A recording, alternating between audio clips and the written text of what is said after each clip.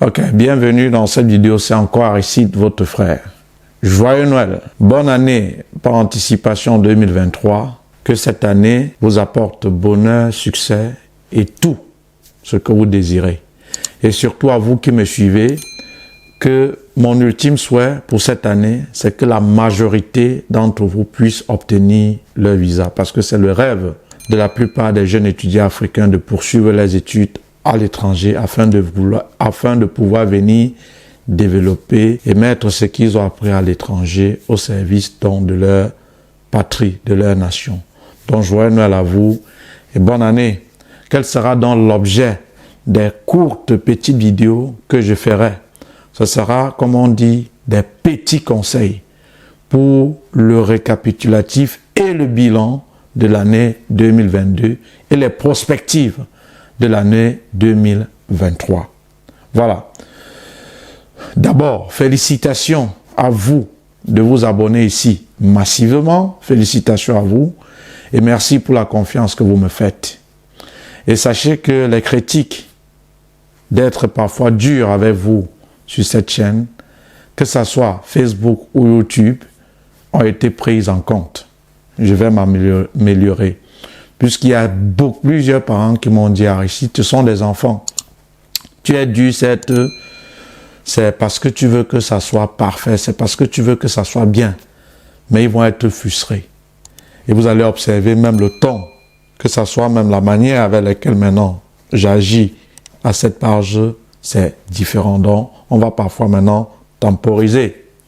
Concernant maintenant même la durée des vidéos, vraiment, quand je ferai une vidéo, j'irai droit au but. Droit au but. Tout en sachant que vous qui êtes sur cette chaîne ou page officielle Facebook, il y a un programme qui peut-être, je vais même encore voir le prix, un programme d'accompagnement et un groupe dans lequel vous êtes, où moi et mon équipe, on vous accompagne jusqu'à la demande donc de votre visa.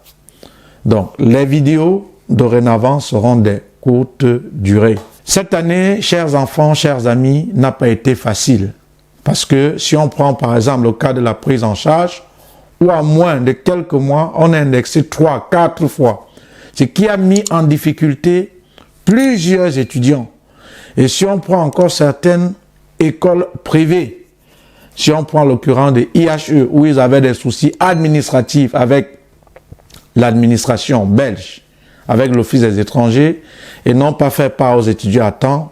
Pourtant, plusieurs étudiants ont obtenu l'admission dans cette école. Si on prend ce cas, comme je dis, la procédure a été compliquée. Vous allez voir que tous ceux qui, cette année, ont obtenu l'admission là-bas, se sont vus refuser le visa. Pourquoi? D'après ce que l'Office des étrangers a donné comme réponse, que cette école est un facilitateur de demande de visa. Je ne sais pas ce que ça veut dire. C'est à eux peut-être d'expliquer. Mais ça, c'est ce qu'ils ont dit. Que l'école, c'est comme un moyen de faciliter les visas plutôt aux étudiants étrangers africains. Ça, c'est ce qu'ils ont dit.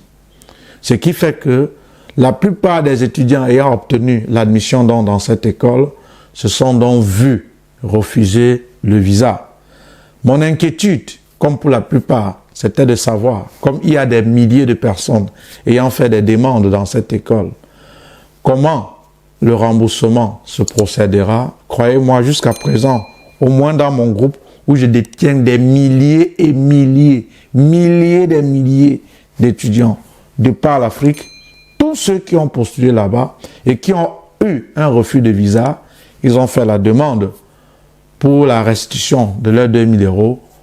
Ceux qui ont du moins fait pour l'instant, la plupart ont obtenu leur argent, quelque chose qui est une très bonne chose.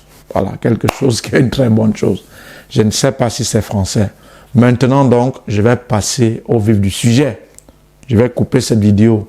Rendez-vous à la vidéo prochaine où je vais vous donner quelques petits conseils. Puisque dans la procédure, il y a ceux-là que papa et maman les aident, c'est-à-dire leurs parents biologiques.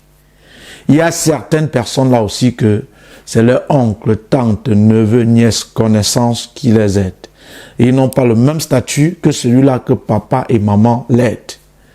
Il y a ceux-là parfois peut-être n'avaient pas suffisamment de bonnes informations concernant l'étude en Belgique, il tombe sur une de mes vidéos, il se rend compte que les coûts pour poursuivre les études en Belgique en tant qu'étranger est moins cher.